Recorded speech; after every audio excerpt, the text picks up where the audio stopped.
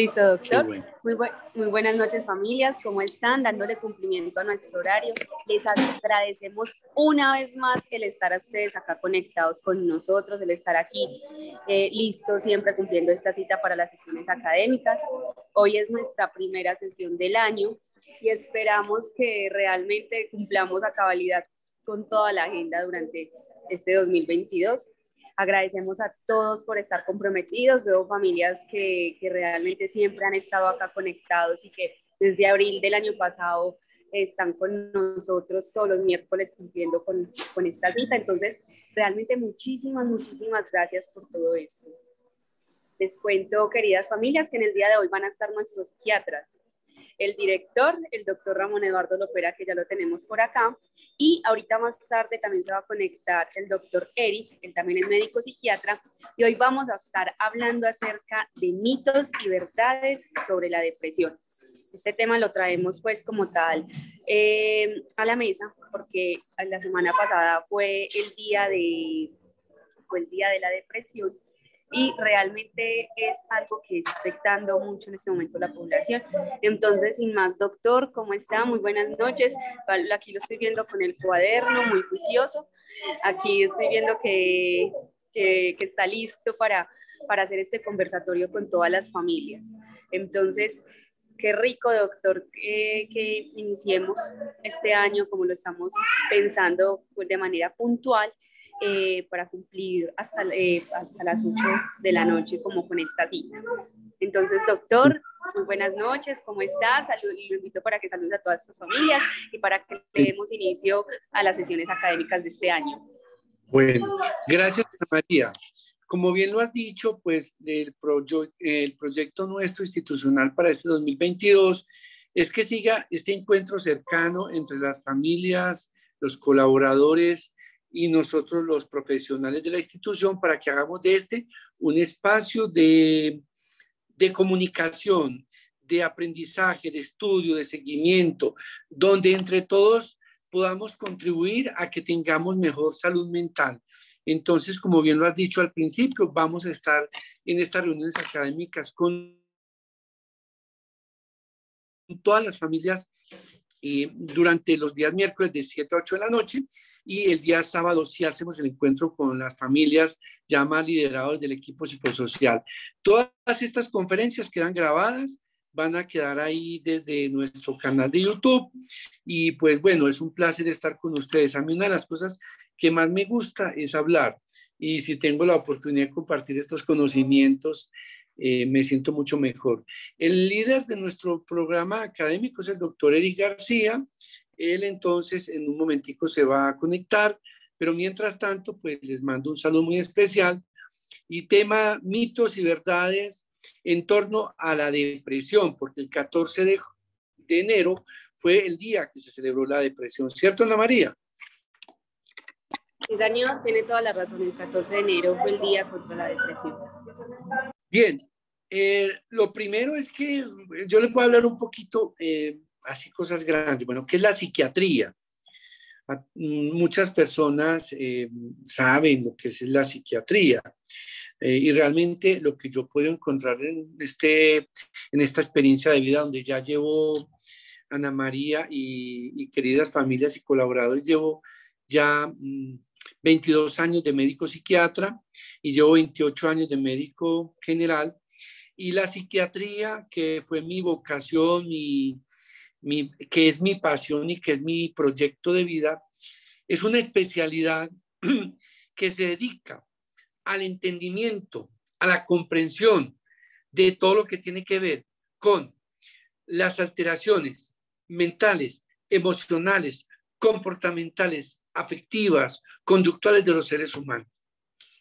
Entonces, es un área de la medicina. La psiquiatría es una especialidad que atiende a la persona que sufre algún padecimiento psíquico. Nuestra labor es entender, comprender, analizar, investigar la dinámica del ser humano en todo su contexto, como ser individual y como ser biopsicosocial. ¿Y qué es la depresión dentro de la psiquiatría? Para uno ser especialista en psiquiatría, le toca estudiar muchas especialidades. Y les voy a decir algo. La depresión en la psiquiatría, y para no dar muchas vueltas, es la enfermedad, la condición clínica más frecuente, más atendida, más necesitada de comprender. Casi que uno diría que, yo me atrevería a decir, que el 50% de los pacientes que atendemos los médicos psiquiatras son personas con depresión. Hasta aquí el mensaje claro, Ana María, ¿cierto?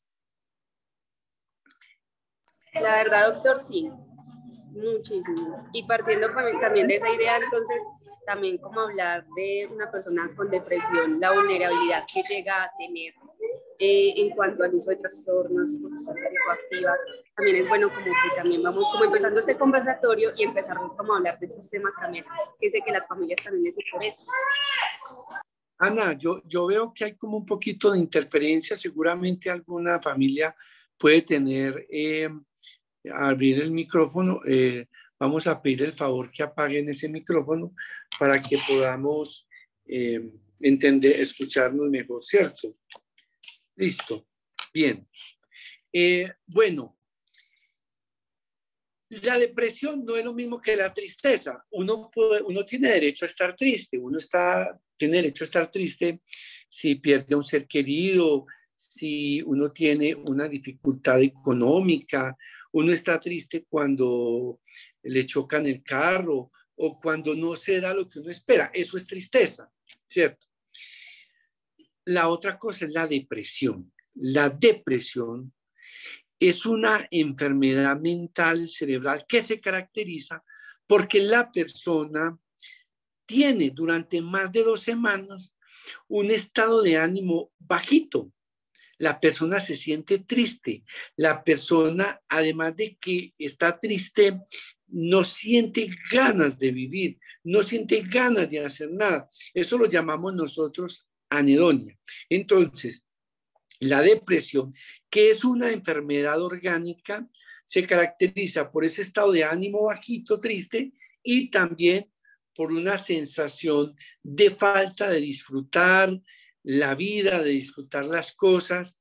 Eso se llama anedonia. Pero el depresivo tiene otros cambios y yo quiero enumerarlos. Un cambio que tiene la persona depresiva tiene que ver con la alimentación. La persona depresiva generalmente pierde el deseo de comer, no se alimenta. Entonces es una persona que se enflaquece, la ropa le queda grande, no le provoca alimentarse. Sin embargo, hay un grupo de pacientes y de personas que en vez de perder las ganas de comer, les da aumento del deseo de comer. La pérdida del deseo de comer se llama hiporexia y el aumento del deseo de comer se llama hiperfagia. Entonces la persona o baja de peso o aumenta de peso. Entonces la alimentación es muy importante para el depresivo porque uno empieza a ver que la persona algo le está pasando. Listo. Lo otro que se afecta en la persona depresiva es el sueño. Lo más frecuente es que la persona se acueste a dormir y se despierte en la madrugada, a la 1, a las 2 o a las 3 de la mañana. Se despierta. Y eso de no dormir bien en una noche es muy grave, porque si no duerme, la persona no va a tener un buen rendimiento durante el día. Y la mayoría de personas depresivas se despiertan en la madrugada. Pero ojo, hay un grupo de personas depresivas que llegan a la casa, a su cama, se acuestan y no son capaces de conciliar el sueño. Entonces les da insomnio al momento de acostarse, les puede dar insomnio porque se despiertan muy temprano o se despiertan muy fácil. Entonces, en la persona con depresión hay insomnio. Insomnio al inicio de la noche, durante la noche y al despertar. Y la persona al otro día está fatigada, está cansada y el sueño es muy importante tenerlo. Se dice, por ejemplo, en la neurociencia hoy que una persona debería dormir en promedio entre 7 y 8 años. Perdón, 7 y 8 horas diarias. Y que solamente un grupo pequeño de seres humanos, que es menos del 2%, pues podría tener con solo 3, 4 horas de sueño. De resto, la persona debe dormir entre 7 y 8 horas. Pero hay personas mayores, los adultos generalmente suelen tener unas necesidades más poquitas de sueño, por ahí unas 6 horas. Entonces el sueño es muy importante para la vida. Los depresivos se les altera el sueño, pero les voy a decir otra cosa, hay unas personas que en vez de tener insomnio tienen somnolencia, o sea que el depresivo o duerme poquito o duerme mucho. Vean ustedes cómo es de compleja la depresión, que se le altera la alimentación a uno porque coma poquito, porque coma mucho, y se le altera el sueño, ya sea porque duerme poquito o porque duerme mucho. Ya veo que nuestro amigo el doctor Eric se conectó, y cuando quiera, doctor Eric, prenda la cámara. Estamos hablando, primero les he hablado a las familias qué es la psiquiatría. Les he dicho que el 50% de las enfermedades que más vemos los psiquiatras son las personas con depresión. Les estoy diciendo que hay 2 síntomas muy grandes del estado depresivo. Uno es la tristeza, la sensación de vacío, y otro síntoma muy importante es la persona que tiene francamente una pérdida del deseo de disfrutar, de la incapacidad de sentirse bien. Por ejemplo, si es un niño que antes, un niño depresivo, por ejemplo, ya no ve televisión, ya no juega, ya no disfruta. Un adolescente depresivo puede tornarse irritable, mal geniado, inquieto. Listo. Eric, entonces si quieres, ahí puedes abrir tu micrófono, si ya puedes hablar, y si no, sigo yo conversando. Muchas gracias, doctor. Y un saludo a todas las familias y compañeros,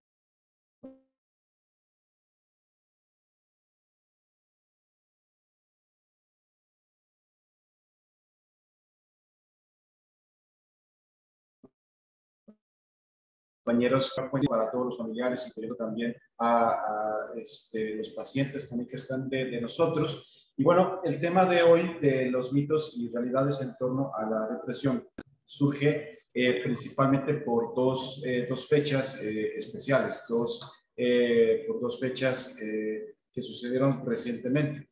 La primera, el 13 de enero, se conmemoró la fecha del Día Mundial contra la lucha de la depresión, que es con la intención precisamente de generar como un reconocimiento al respecto de esta enfermedad, al respecto de del tratamiento como de la misma, ¿cierto? Y disminuir el estigma pues asociado al tema como de toda la salud mental. Entonces, la Organización Mundial de la Salud nos instó a todas las instituciones, a todos los trabajadores de la salud mental, pues a que habláramos al respecto justamente de la depresión, y enos aquí también nosotros alineándonos con esta sugerencia por parte de la Organización Mundial de la Salud. Y el pasado 17 de enero también se le ha colocado como el Blue Monday, ¿no? El día más triste del año, ¿no? Y que surge por un cálculo estadístico realmente, en donde pues es el día más triste del año porque se acaban las fechas navideñas, se acaban todas las celebraciones en general a lo largo como del mundo, y es básicamente como el primer día del año como de retorno a las actividades, a la rutina, a la normalidad que llegamos a tener como a lo largo como de todo el año. Y es justamente en esta fecha donde existen la mayor cantidad de discapacidad laboral debido a las cuestiones de la conducta depresiva. Entonces, por estas razones que decidimos volver a tomar el tema de la depresión para empezar el año con estas nuevas sesiones, y por lo mismo les vamos a hablar de los mitos y las realidades de la depresión. Y para eso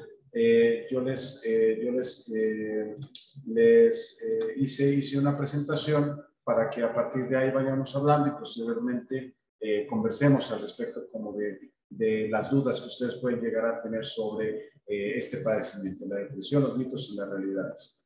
Primero, un mito principal es si es una enfermedad de moda. Y déjenme decirles que la depresión es uno de los padecimientos más viejos que se han descrito dentro de la cuestión del humano, ¿cierto?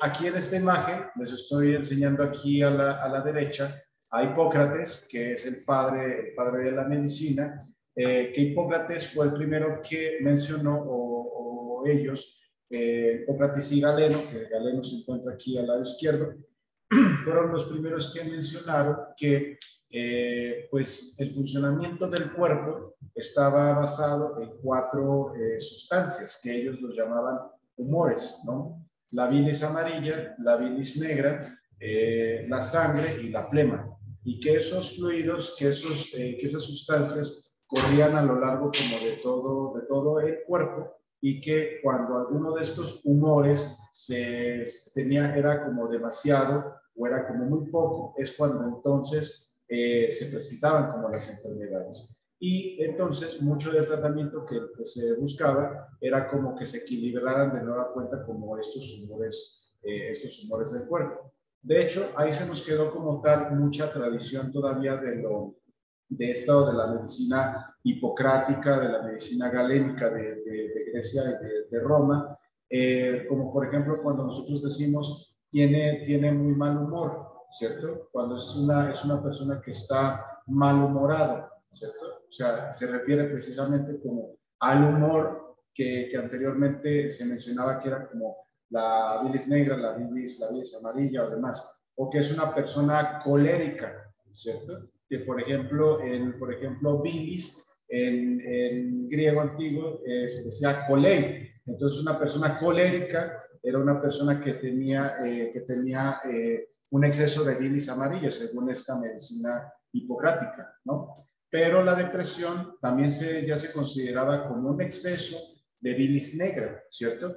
¿Y cómo se decía bilis negra en griego antiguo? Mélanos, que significa negro, ¿cierto? Y kolei, que significa bilis. Entonces, bilis negra se decía melanocolei, y de ahí surge la melancolía, el vocablo de melancolía. La melancolía, como se conocía en ese tiempo como la depresión, fue descrita desde el siglo III antes de Cristo, o sea, hace muchísimos años, y ha acompañado a la historia del ser humano a lo largo de toda su formación, y de hecho una gran parte como de los teóricos que han hablado de la psicología desde Freud y todo lo que es la psiquiatría, pues han tomado en cuenta justamente a la melancolía como una de las enfermedades mentales, a final de cuentas, que se debe de tratar. Segundo, pues no es una enfermedad inventada. ¿Qué es lo que sucede en el cerebro de una persona cuando está deprimida? Este estudio es un estudio de investigación. Es un estudio que nosotros no mandamos habitualmente a los pacientes porque no nos sirve de mucho, pero nos ayuda mucho como a ejemplificar qué es lo que sucede cuando existe una depresión.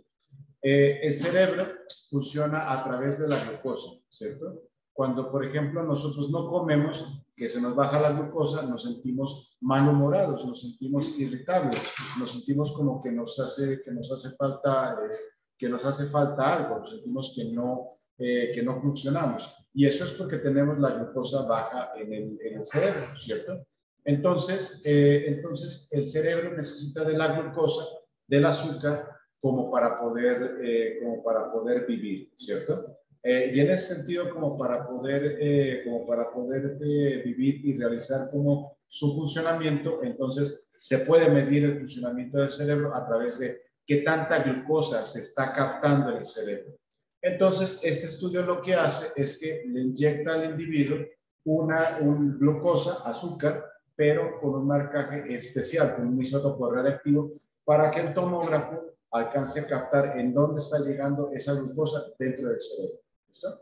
Y cuando se capta la glucosa en este estudio, se alcanza a ver de un color rojo. Donde está rojo es en donde existe mayor captación de glucosa y por lo tanto mucha mayor actividad, ¿cierto? Y van del rojo al naranja, al amarillo, al verde, al azul. El azul son las áreas en donde existe menor actividad. Y pueden ver de este lado derecho el cerebro de una persona que no está deprimida. Entonces, vemos cómo hay una actividad en varias partes como del cerebro. Esta es la parte de enfrente, esta es la parte de atrás, por eso yo puedo aquí asegurar que este individuo estaba viendo hacia el tomógrafo, que estaba con los ojos abiertos viendo hacia el tomógrafo, porque están activadas las áreas que tienen que ver con la visión, ¿cierto? Y también pues que el individuo estaba pensando algo, ¿cierto? Porque hay ciertas áreas que están a final de cuentas activas en el cerebro, recordando algo porque tiene esta área del lóbulo temporal activa. Entonces este individuo estaba a final de cuentas pensando en algo y se ve la actividad cerebral como tal. Vean lo que sucede en el cerebro de una persona deprimida. Literalmente se apaga, literalmente deja de funcionar y no tiene como una actividad cerebral como sucede en la persona deprimida. En una persona no deprimida, qué pena. Entonces, esto termina generando ¿qué? Pues una gran cantidad de los síntomas que nosotros definimos, ¿cierto? Entonces, está mal estar triste o estar deprimido. Primero tengamos en cuenta que no es lo mismo tener tristeza a estar deprimido, ¿cierto? Las emociones tienen a final de cuentas una función, ¿cierto? Tienen a final de cuentas una razón de ser. Para algo es que hemos evolucionado y hemos seguido a final de cuentas teniendo emociones porque nos brindan una ventaja. Y, por ejemplo, está esta película. ¿Se vieron esta película Intensamente? ¿Sí la han visto? No, doctor. ¿No han visto Intensamente? ¿No? Sí, sí, tiene que leer, tiene que Sí, ver Intensamente, sí. que es necesario que la vea como psicóloga, es necesario que la vea. ¿Los demás, Gracias, las familias la han visto? Vamos a ponerlo como tarea a las familias Sí. y a Sí, los trabajadores, los Bien. profesionales. sí la Perfecto. hemos visto, doctor. Perfecto. Sí se ha visto. ¿Quién me puede decir qué era la mala de esta película? ¿Quién era? ¿Quién era la Pues, mala? No era la Pues, alegría, no. no. La No, la alegría. parte triste. La alegría fue la que llevó a tantos problemas a la niña, ¿cierto? Era una búsqueda como por ser la que predominaba la alegría y demás en ese sentido. ¿Y quién es la que termina salvando a la niña? La tristeza. La tristeza. ¿Cierto? La tristeza. Es quien la termina salvando, ¿cierto? Y uno pasa toda la película, hay que pereza la tristeza, hay que quiten a la tristeza, ay, es que esa tristeza tan que se arrastra, que no sirve para nada, que nada más se la pasa jodiendo a la niña, y no, realmente es la que la termina salvando, ¿cierto? La tristeza nos da, a final de cuentas, como una razón de ser. Nos da el medio para, a final de cuentas, proyectarnos hacia nosotros, pensar adecuadamente sobre lo que nos está pasando, dar una despedida al respecto de lo que nos sucedió con la finalidad de seguir adelante. La tristeza tiene una función, pero cuando esa tristeza ya se pierde, cuando esa tristeza ya persiste a lo largo como de todo el tiempo, que no se soluciona con absolutamente nada, que no tiene una razón de ser, entonces ya es cuando podemos hablar como de una depresión, que ya es una enfermedad que ya se debe de tratar. Las enfermedades, como cualquier otra condición en el cuerpo humano, también se pueden enfermar, ¿cierto? Uno puede estar enfermo de tristeza, que es la depresión. Uno puede estar enfermo también como del asco, que son ciertos trastornos somatomorfos, como la hipocondriasis, por ejemplo. Uno puede estar enfermo de alegría, como el trastorno bipolar. Uno puede estar enfermo de ansiedad, como los trastornos de ansiedad. Uno puede estar enfermo de enojo, como sucede también en muchos otros trastornos de ansiedad. Entonces, los medicamentos, esto es un mito muy común, van a causar adicción, ¿cierto? Y la respuesta es no. Pero déjenme, se las pongo así. No, pues no van a causar a final de cuentas, no van a causar a final de cuentas adicción, ¿cierto? ¿Qué es lo que sucede? Cuando nosotros hablamos de una adicción, tenemos que hablar justamente del sistema de recompensa. ¿Y qué es lo que se genera o qué emoción se genera cuando se genera una activación del circuito de la recompensa? Placer, ¿cierto? Entonces, toda sustancia y toda conducta que genera placer es susceptible de generar adicción, ¿cierto? Por eso las conductas que generan adicción como los videojuegos, como los juegos de azar, como la conducta sexual, como la comida, lo primero que provocan son placer.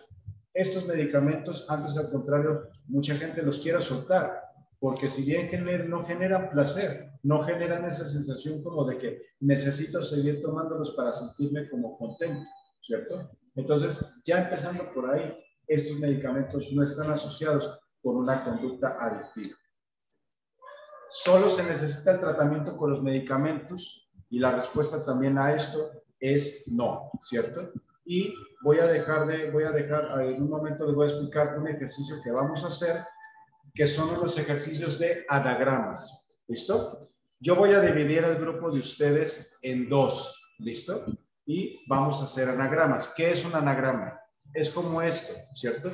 Que cuando nosotros ordenamos las letras de una palabra, podemos hacer otras. Por ejemplo, si nosotros reordenamos las letras de altisonancia, podemos hacer la palabra nacionalista, ¿cierto?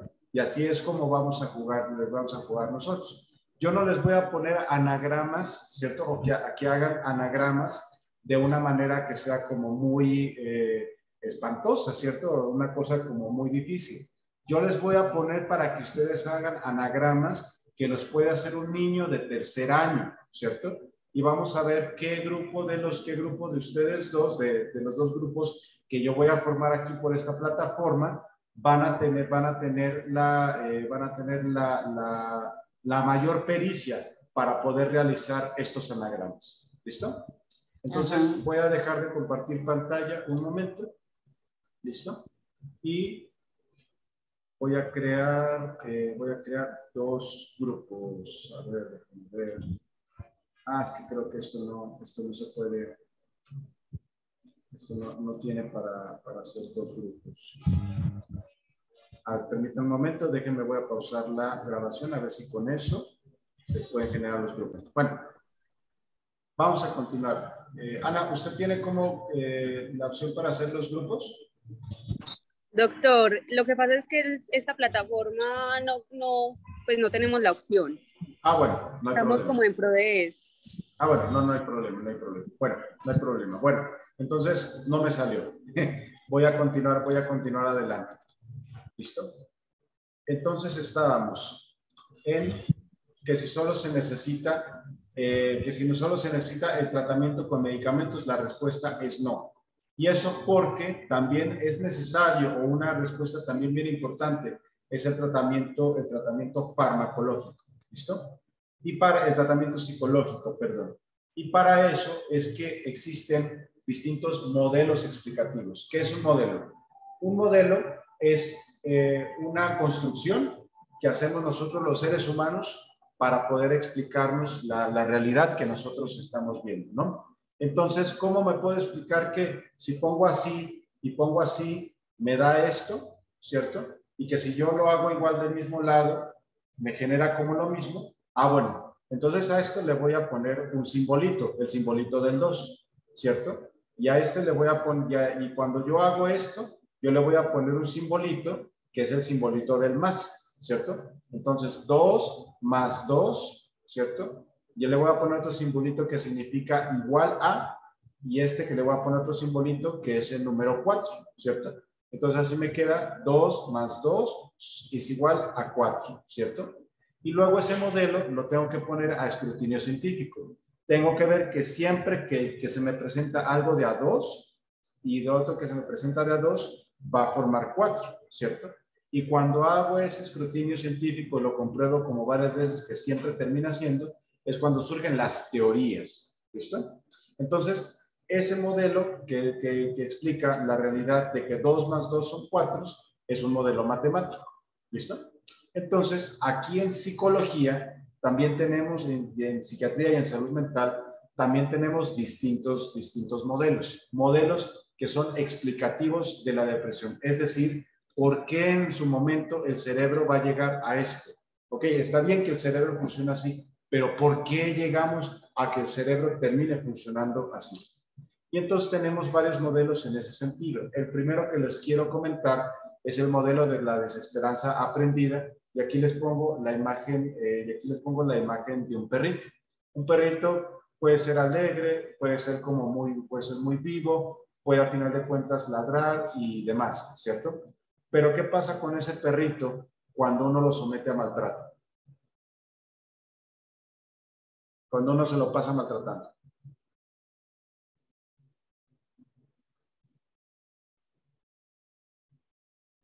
Si uno maltrata al perrito, ¿qué le pasa al perrito? ¿Cómo actúa el perrito? Se pone triste. Pero primero se pone agresivo, ¿no? Ajá. Bueno, y si de agresivo yo le sigo pegando, Se pone más agresivo. se pone más agresivo. Y si de más agresivo yo le sigo pegando, Ya pues violento. ¿ok? Y si de más violento le sigo pegando, violento, triste, depresivo. ¿ok? Se empieza a hacer para atrás y se pone triste. ¿Han visto esas imágenes, esos videos tan tristes en donde están los perritos arrinconados, casi que dejándose morir? Sí. Eso es lo que también nos pasa a final de cuentas a nosotros. ¿Qué es lo que le sucede al perrito?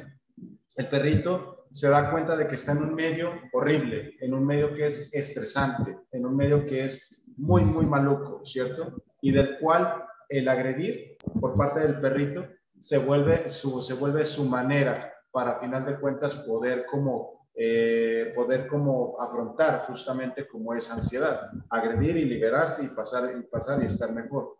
Pero llega un punto en el que el perrito se da cuenta de que por más que intente, pues no va a poder salir como de esa situación tan maluca en la que se encuentra. Entonces, ¿qué termina pasando? El perrito aprende que no tiene esperanza, ¿cierto? Y al sentirse desesperanzado, entonces termina con toda esa conducta depresiva, como ya les he estado como mencionando. Y lo mismo nos pasa a nosotros. Llegamos a estar en medios y en situaciones que llegan a ser horribles, desesperanzadoras, que no les vemos tampoco salida a las situaciones en donde nosotros estamos, que llegamos como a perder la esperanza y por lo tanto también nos deprimimos. También existe el modelo cognitivo-conductual, ¿no? Que es uno de los modelos que también trabajamos mucho dentro de la clínica, y para ponérselos como muy fácil, ¿cierto? Es un modelo en forma de A, B, C. A significan acontecimientos, ¿cierto? B significa beliefs, o sea creencias. Y C significan consecuencias o conductas, también en cuanto a este sentido. Entonces, pasa que, por ejemplo, pierdo muchísima plata, ¿cierto? Por la razón que ustedes quieran, pierdo muchísima plata. ¿Eso qué me va a poner a pensar?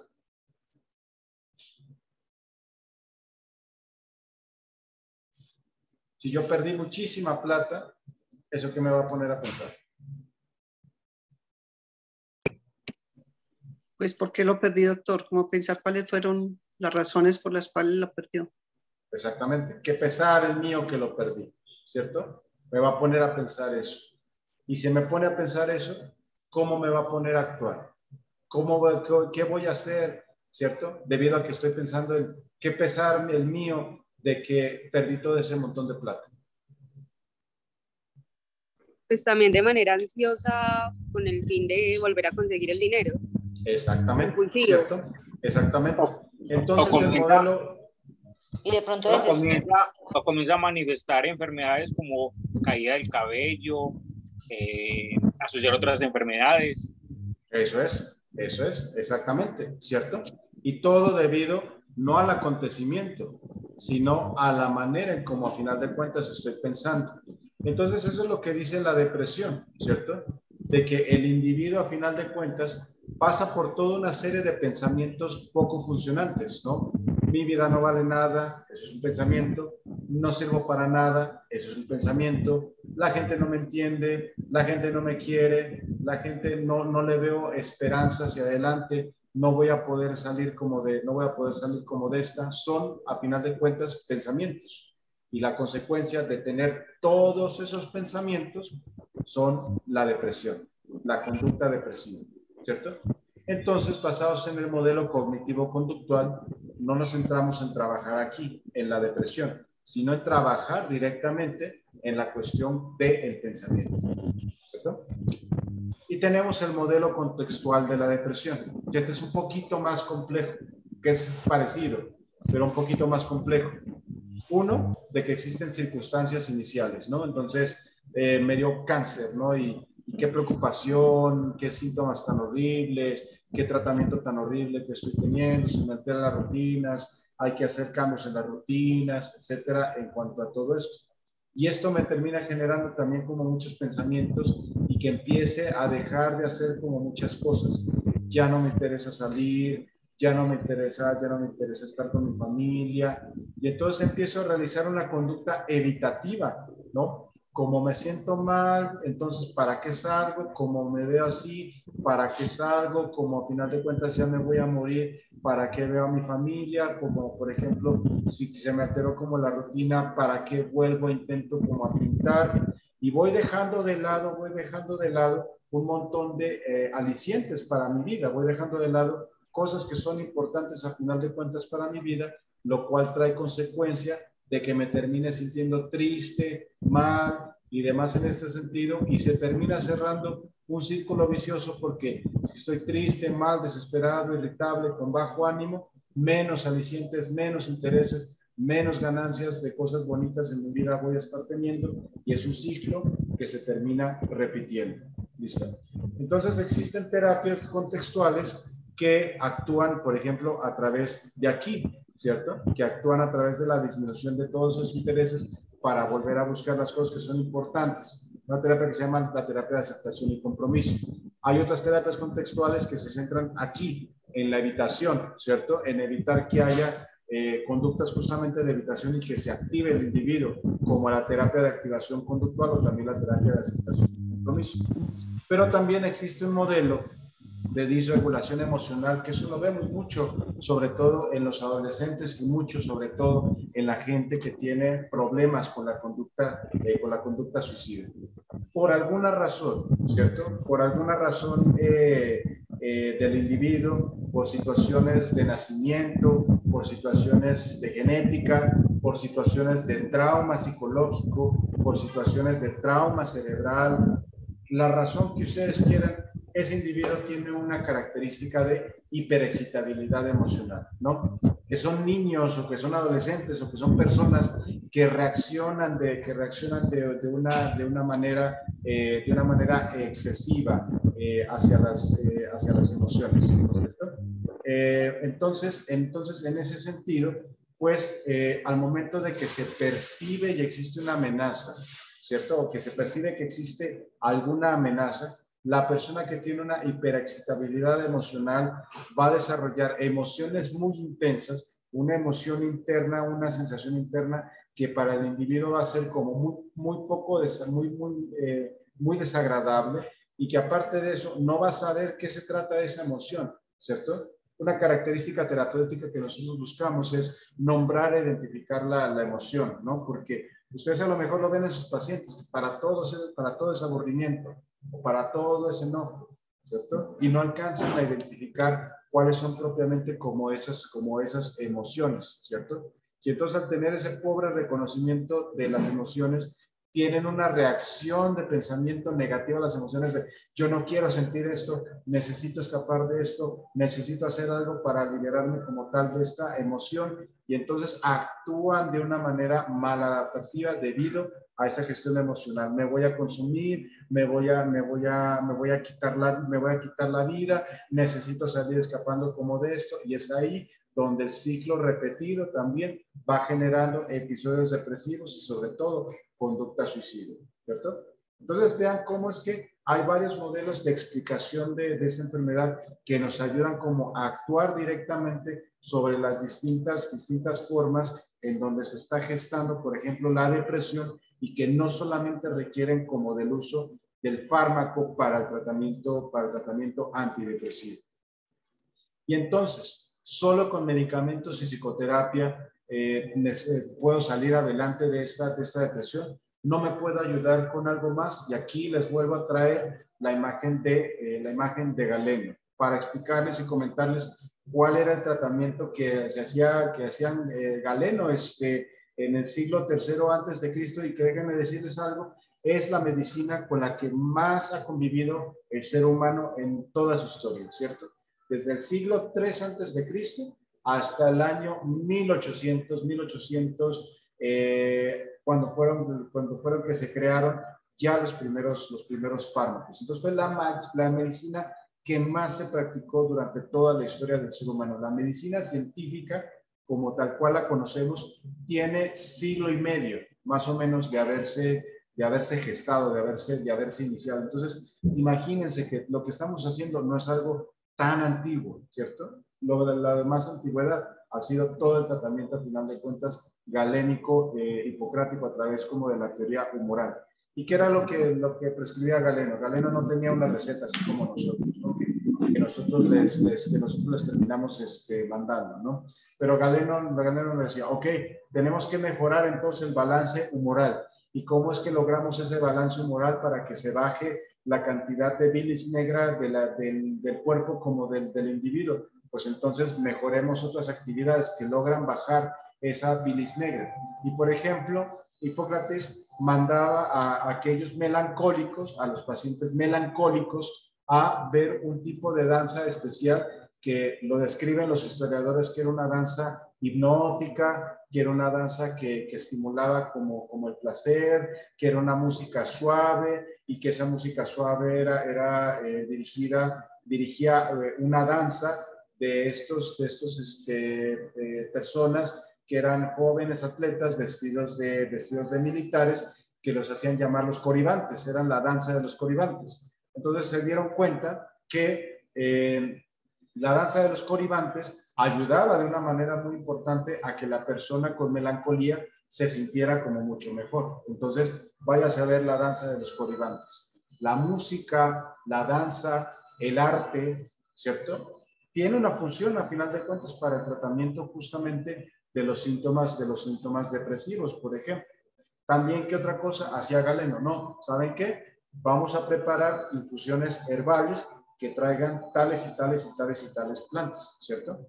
Entonces ustedes dicen, ¿y no me puede ayudar con una aromática? Claro que sí se pueden ayudar con ciertas aromáticas. La valeriana, que ayuda a disminuir ciertos estados de tensión. La pasiflora, que ayuda a la mejora, por ejemplo, como del sueño. Inclusive hay una planta que se llama la hierba de San Juan, que ha sido estudiada inclusive científicamente ya en la medicina científica, y que se ha encontrado que tiene una actividad justamente antidepresiva. Entonces, no nos vayamos tan de lejos con la cuestión de la medicina herbal.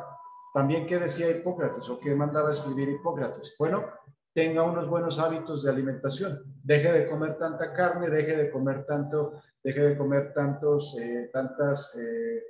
otras cosas, y mejore su alimentación con frutas y verduras. En ese tiempo no tenían ni la menor idea qué era un macronutriente, qué era un micronutriente, qué era una vitamina. No tenían la menor idea, nada más se daban cuenta de que cuando se retomaban ciertos hábitos de alimentación, pues precisamente también mejoraba el estilo de vida como del paciente. Entonces, tener buenos hábitos de alimentación también se observa que termina ayudando. Y la clave del tratamiento hipocrático era el sueño, ¿cierto? ¿Qué hacían con o los pacientes melancólicos, a sabiendas que tenían insomnio, que eso es uno de los síntomas de la depresión. Bueno, ok, cuando sea hora del día, sales a la calle, ¿cierto? A que te recibas la luz del sol. Si vas a ir a ver la danza de los coribantes, que te esté dando el sol, estate activo durante el día, y ya cuando esté oscuro, cuando ya no haya luz en la calle, cuando ya esté totalmente oscuro, te regresas a tu casa y te preparas esta bebida para que tú puedas, a final de cuentas, dormir, ¿cierto? Y tienes que dormir durante toda la noche y levantarte muy temprano para volver a recibir el sol. Es decir, hábitos del sueño. ¿Listo? El procurar y tener unos adecuados hábitos del sueño que, por si ustedes están interesados, busquen en el canal de YouTube la conferencia que dio Juan Fernando al respecto de los hábitos higiénicos, del sueño. Eso, a final de cuentas, no solamente mejora la calidad del sueño, sino también la cuestión de la enfermedad como depresiva. ¿Cuál es el punto? Todo esto que yo aquí les estoy mencionando son ayudantes, son importantes, pero no suplementan o no quitan la importancia del tratamiento base de la depresión, que es la psicoterapia y la farmacoterapia. No los quitan para nada, pero como siempre decimos, toda cuestión que pueda adicionarse y que no estorbe y que le ayude al individuo, bienvenida sea. Reiki, reflexoterapia, magnetoterapia, masoterapia, no sé, todas las cuestiones que puedan ser de utilidad y que no estorben, ¿cierto? Para el tratamiento de la depresión, bienvenida sea. ¿Listo? Y bueno, yo esta presentación la hice bastante corta, con la finalidad de que hagamos un pequeño conversatorio, de que ustedes puedan hablar al respecto como de las dudas. Una disculpa por llegar tarde, desgraciadamente tuve varios pacientes que no pude terminar antes, ¿listo? Pero quedamos abiertos como a sus preguntas. Aquí con ustedes parte del equipo de Servir, que ya tenemos que actualizar esa foto, o al menos yo la tengo que actualizar, ¿listo? Para que, pues bueno, también nos terminen conociendo a todos nosotros. Pero bueno, quedo entonces atento a sus preguntas. Cualquier situación que ustedes quieran hablar, por favor, abran el micrófono y adelante con sus preguntas. Eri, Hola. ¿cómo estás? Buenas noches. Hola, ¿sí? Buenas noches. Hola, buenas noches. Habla con Wilson. Hola, Wilson, ¿qué más? Excelente. Eri, te quiero preguntar algo.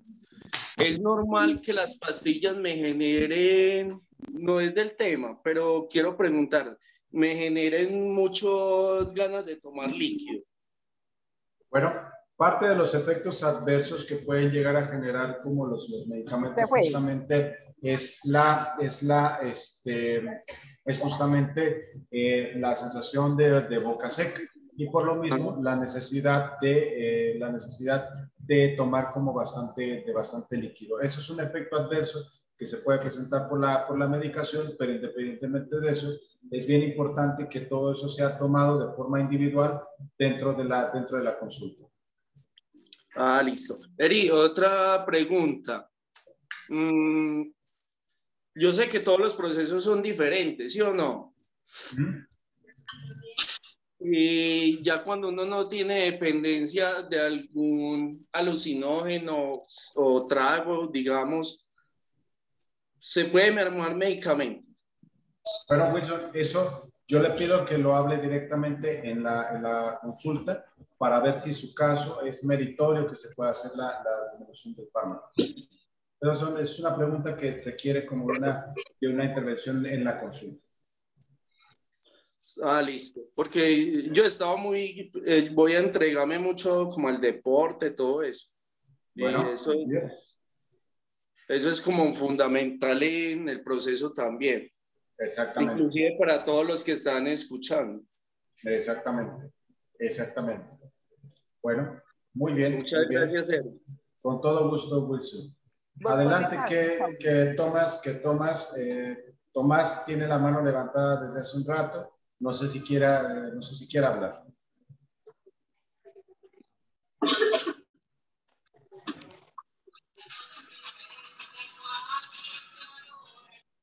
Hola, no. Don Hernán, adelante, puede comentarnos. Buenas noches para todos. Claro, Doctor, claro, Don Hernán. estamos hablando de los mitos, ¿cierto? La Ah. pregunta tiene que ver con el sueño que hay de cierto de las bebidas oscuras antes de dormir, Ajá, que eso es. puedan alterar el sueño. Sí, las bebidas oscuras, ¿cierto? En especial hablando del café, sus distintas variedades, incluyendo las bebidas energéticas, la cuestión de la Coca-Cola o el té negro e inclusive el chocolate, ¿cierto? Contienen cafeína. La cafeína es un estimulante menor, ¿cierto? Es un estimulante menor, sin embargo, no deja de ser un estimulante, ¿listo? ¿Qué es lo que provocan los estimulantes, cierto? Pues como su nombre dice, que el cerebro se estimule, es decir, que haya una mayor actividad cerebral cuando estos se estén tomando. Y una parte de lo que genera esa mayor actividad cerebral es que el individuo se sienta despierto. ¿Qué es lo que pasa cuando uno se toma un tinto en la mañana? Pues es más fácil que se sienta como tal despierto. Entonces, pues eso es algo que termina afectando mucho la cuestión como del sueño. Nosotros la idea es tener la mayor cantidad de estímulos como para poder dormir, para que el cerebro vaya bajando como tal su actividad y pueda como tal estimularse el sueño. Por lo mismo es que es recomendable no tomar bebidas oscuras, no tomar café en las horas de la noche. Aparte de eso, porque la cafeína tiene un efecto diurético, ¿cierto? Entonces toman su café y ahí al ratito van al baño, ¿cierto? Entonces, si ustedes están durmiendo plácidamente, van a tener ganas de ir al baño y su sueño se va a ver, a final de cuentas, interrumpido. Por eso es idóneo no tomar bebidas negras durante la noche. Hay mucha gente que ha estado muy acostumbrada a tomar café en la noche y no les pasa nada y no tienen ningún problema con el efecto del sueño. Está bien, pero cuando estamos hablando de una persona que tiene insomnio, una persona que está teniendo dificultades con el sueño, es más bien preferible disminuir el consumo de estas bebidas en las horas de la noche. Ok, muchas gracias. Con todo gusto, Elena. Diana iba a comentar algo.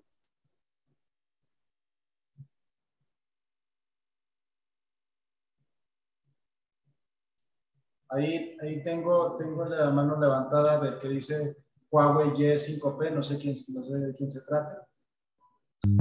Ay, ¿qué tal? Mi nombre es Dora, Ya. mamá de Juan Sebastián. ¿Cómo es? Buenas noches, Eric. Buenas noches. Y familia.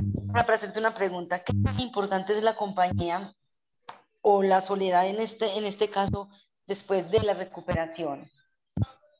La compañía, ¿o qué, perdón? ¿Qué tan importante es la compañía o la soledad en este caso después de la recuperación? O sea, cuando el muchacho salga del tratamiento.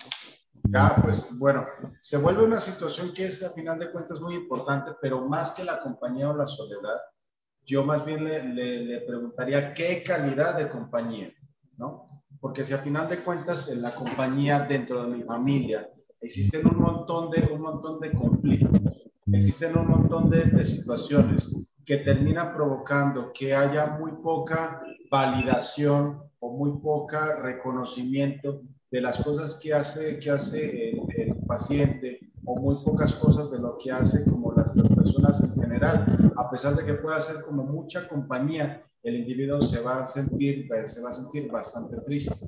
Por eso es que cuando nosotros hacemos una intervención, cuando nosotros decidimos ingresar a un paciente, recuerden que el proceso no solamente es del paciente, sino también es de la familia, porque nosotros sabemos que esa conducta, esa situación de depresión o las conductas que el individuo está realizando están insertadas dentro de un contexto familiar, dentro de un contexto social, dentro de un contexto temporal también, dentro de un contexto del ciclo de vida.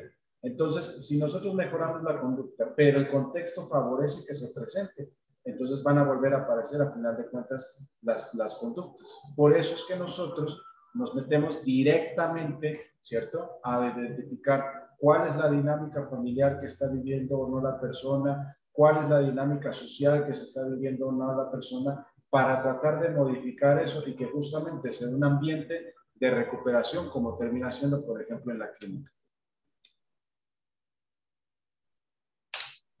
Muchas gracias. Todo gusto.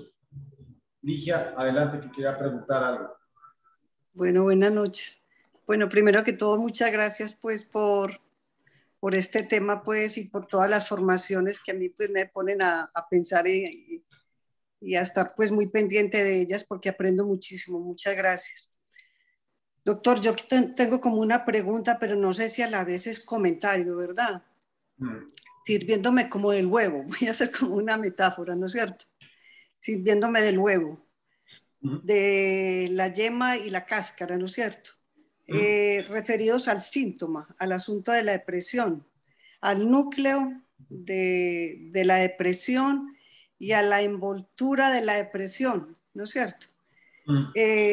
Pensando como en esos tres momentos, los dos momentos antes de 1800 y después de 1800, indudablemente pues la envoltura, podríamos decir, y esto es una afirmación y quiero que me ayudes a pensarlo, si hablamos de nuevas envolturas, de nuevos núcleos con respecto a la depresión, en el momento actual, con respecto a antes de 1800, evidentemente pues vemos un cambio, ¿no es cierto?, en el núcleo y en la cáscara, en la envoltura del síntoma. Usted, doctor, ¿tú qué piensas con respecto a esto? ¿Será que la depresión va a ser cambiante? O sea, ¿podremos hablar más adelante de nuevas envolturas y nuevos núcleos? Pues yo creo, o sea, que a final de cuentas se ha presentado como un mismo fenómeno a lo largo como de la historia del ser humano, pero a medida que nosotros vamos evolucionando también como nuestro pensamiento, es que vamos a final de cuentas como agudizando también como nuestra situación como del tratamiento y mejorando a final de cuentas como las explicaciones que nos vamos dando y así también generando una cantidad de mejores tratamientos, ¿cierto? Por ejemplo, o sea, antes todo era método hipocrático, ¿no? Y, si no respondía una persona a lo de la danza y a lo de la música y a lo de los alimentos y demás, pues no podíamos hacer nada y seguramente esa persona se iba a morir, ¿cierto? Pero luego empezaron a venir toda la explicación de la enfermedad mental, primero a través como de lo que era llamado de la histeria y posteriormente ya con el desarrollo como de la psicología, tanto experimental como del psicoanálisis, que nos fue dando como una mayor explicación y luego con la cuestión del conductismo, del cognitivismo, de la tercera generación conductual, o sea, entonces a medida que vamos nosotros evolucionando y demás, vamos abriendo a final de cuentas como toda nuestra perspectiva a un fenómeno que ha estado presente a lo largo como de toda la vida del individuo, inclusive también haciendo y dando mejores detalles como de la explicación biológica. Antes, por ejemplo, con respecto a la depresión, se consideraba que la depresión se mejoraba con la imipramina, con un antidepresivo clásico, pero no se sabía cómo por qué, pero funcionaba. Entonces, démosle imipramina a todo el mundo, ¿no? Entonces, porque se mejoran de la depresión. Es hasta que se estudia por qué la imipramina es que funciona, que se crean mejores fármacos, y vienen los antidepresivos más nuevos.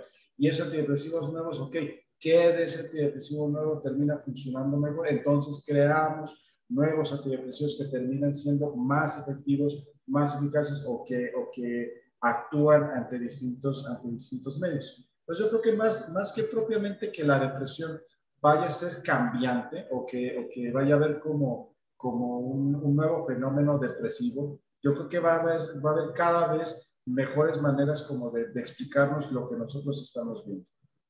Muchas gracias, doctor. Con todo gusto. Bueno, muy bien. ¿Alguien más tiene alguna otra pregunta al respecto de la depresión?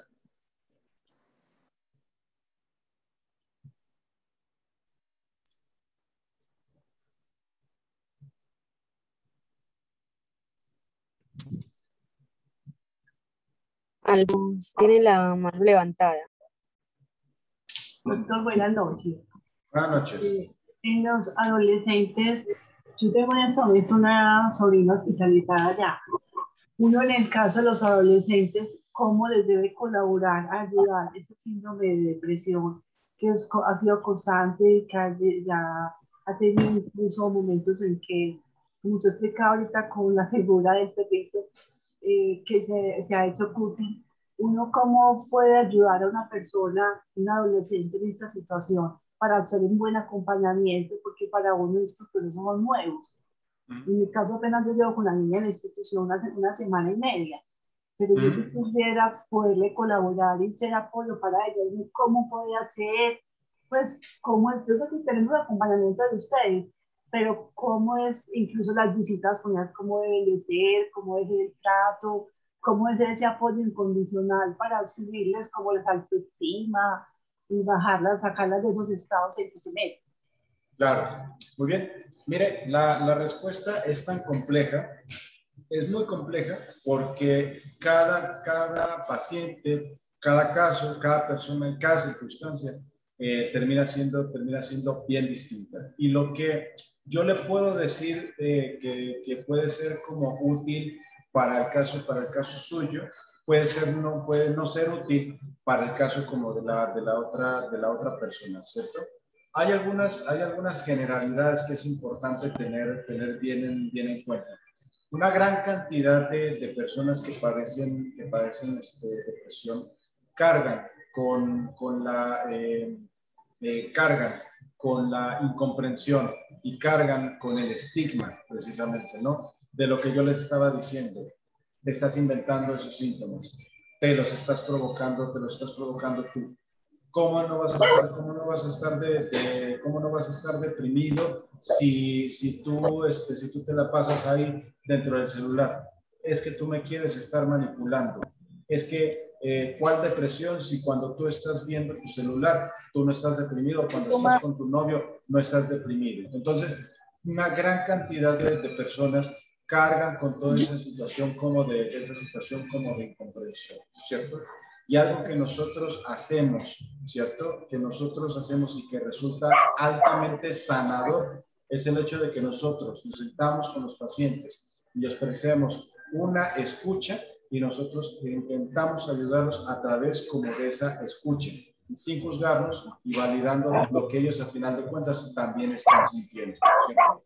Entonces, lo primero y la gran ventaja que ustedes ya a final de cuentas tomaron como camino inicial es el hecho de buscar la ayuda. Ok, yo no sé qué puedo hacer como por ti, entonces busquemos a alguien que pueda ayudarnos con esto que a ti te está pasando, porque es que tampoco nadie les dio a ustedes un manual de cómo ser padres o de cómo ser familiares, ¿cierto? Los niños no traen manuales cuando nacen, ojalá, ¿cierto? Y así a lo mejor uno podría saber más o menos cómo qué hacer, pero uno va aprendiendo a través como del camino y demás. Ustedes ya tomaron como esta decisión de buscar la ayuda, ya están recibiendo al final de cuentas la ayuda, y el otro tema que ahorita se tiene que ver es déjennos entrar a ayudarnos, ¿cierto? Y muchas veces la ayuda va a ser sufrida, muchas veces la ayuda no nos va a gustar, la ayuda va a ser una cuestión que me va a hacer sentir a mí, por ejemplo, confrontado, que me va a hacer llegar a mí sentirme como de que de repente no estoy haciendo como bien las cosas, pero no deja de ser una manera de ayudar para aumentar la visión, ¿cierto? Que la visión que ustedes a final de cuentas están teniendo. Entonces, yo lo que le invito, ¿cierto? Es a que, bueno, esa pregunta del cómo, ¿cierto? Esa pregunta del cómo hacerle para ayudarlo, cómo hacerlo para que especialmente en mi adolescente que se encuentra ahorita internado, pues entonces pueda yo a final de cuentas ayudarlo, lo realice directamente con el equipo terapéutico que corresponde. Con el equipo terapéutico que está a cargo de su caso. Muy amable, gracias. Y vamos a terminar con una última pregunta por parte de Vicky. Adelante. Buenas noches, doctor. Le habla Edison Manrique. Yo soy el esposo de María Victoria Nao. Muchas gracias. Una charla muy valiosa, aporta bastante a a la formación y al objetivo que se persigue. Yo tenía dos preguntitas, pero son muy cortas. La primera es si la depresión, uno se logra recuperar de la depresión con los tratamientos o si definitivamente es algo que es llevadero y es para toda la vida. Y la segunda es que si existen clases de depresión o algún grado de depresiones que uno pueda decir, hay severas, hay leves, hay medianas, en fin. Son las dos preguntitas, muchas gracias. Sí, sí, claro. Bueno, la depresión es un padecimiento potencialmente curable, ¿cierto? Potencialmente curable, porque a final de cuentas estamos hablando del órgano más moldeable de nuestro cuerpo, ¿cierto? Que es el cerebro. ¿Y por qué les digo que es el órgano más moldeable? Porque todo el tiempo estamos aprendiendo información nueva y cuando nosotros aprendemos información nueva es que nuestro cerebro se está moldeando, está creando nuevas conexiones y también en ciertas áreas del cerebro se están creando como nuevas neuronas, ¿cierto? Y cuando nosotros ayudamos a que nuestro cerebro cambie su funcionamiento, entonces podemos cambiar muchas cosas que tenemos como ya por defecto, como toda esta mala comunicación de energía y demás en cuanto a este sentido. Digo que es potencialmente curable porque la realidad es que también existen pacientes que van a tener depresiones crónicas, que van a tener que necesitar un tema de tratamiento a largo plazo, ¿cierto? Siempre yo les digo, a largo plazo, no para toda la vida, porque como hemos estado hablando, no es vean cómo la ciencia va avanzando. Entonces, de repente, a lo mejor puede salir algo de que ya con esto se te quita totalmente, con eso se te quita totalmente la depresión y ya no vuelves a sentir depresión a lo largo de toda tu vida, aunque hayas tenido 16 episodios depresivos a lo largo como de tu vida. No sabemos cómo vaya a avanzar la ciencia, pero sí van a haber personas que van a requerir tratamiento a largo plazo, ¿listo? Por un lado. Y por el otro también existen distintos grados de severidad. Cuando una depresión estimula la conducta suicida o también provoca un síndrome de psicosis, que es un síndrome en donde se sale la persona como de la realidad, donde empieza a tener pensamientos que están como tal fuera de realidad, o empieza a tener alucinaciones, empieza a tener también conductas desorganizadas, es en donde nosotros llamamos que es una depresión severa, ¿cierto? Y por lo mismo, cuando se dan ese caso de depresiones, es cuando se estimula y se promueve la cuestión como del internamiento hospitalario. Entonces, en general, todos nuestros pacientes que se encuentran dentro de la clínica y que ingresaron por un cuadro depresivo es porque ingresan por un cuadro depresivo severo. Ya se hagan de cuenta que es un infarto, que es una enfermedad potencialmente mortal. Recuérdense eso y que por eso es que requiere de un tratamiento integral, así como el que nosotros estamos llevando. Pero también existen depresiones leves y moderadas, que estos tienen que ver cuando la funcionalidad del paciente no está a final de cuentas como tan afectada, cuando no hay conducta suicida y cuando no hay síntomas psicóticos, por ejemplo. Entonces, sí hay grados de depresión. Gracias, doctor. Bueno, con todo gusto. Bueno, por aquí nos hacen una pregunta de cuándo puede ver a la hija. Yo les pido que esto lo hagan directamente a través de los canales correspondientes, que es trabajo social o enfermería, para que les puedan dar como esa información en los teléfonos que les damos a todos cuando llegan a ingresar, para que les puedan decir bien como toda esa información ya de una manera personalizada. Y bueno, sin más por el momento, quiero agradecerles a todos ustedes que hayan entrado y que hayan estado aquí en esta primera sesión académica. Nos da mucho gusto volverlos a ver y los vamos a ver a todos cada noche, todos los miércoles, a esta misma hora, con toda una serie de temas que sean como de bastante interés. Ana María también en los próximos días les van a hacer llegar una encuesta al respecto de cuáles son los temas que a ustedes les gustaría que se tocaran, ¿cierto? Para que también, pues bueno, vayamos un tanto en torno como a los intereses en torno a los intereses que también tengan ustedes pero vamos a ir hablando sobre todo una serie de factores. Ya tenemos una agenda programada para de aquí a finales de febrero, donde vamos a estar hablando, de mecanismos de aprendizaje, psicofármacos y embarazos, pseudoterapias psicológicas, que eso también es algo bien importante. Bueno, toda una serie de factores toda una serie de temas que van a ser para su aprendizaje y para su mayor comprensión en torno a la salud mental. ¿Listo?